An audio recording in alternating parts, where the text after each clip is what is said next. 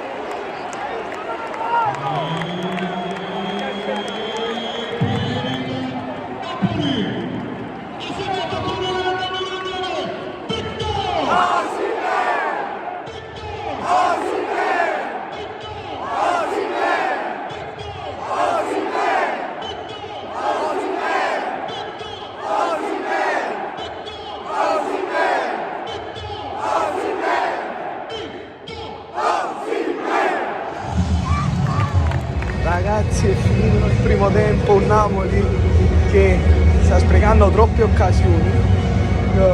Meno male che nel finale abbiamo trovato il gol di Osimhen. Speriamo di farne altri nel secondo tempo, dai Napoli.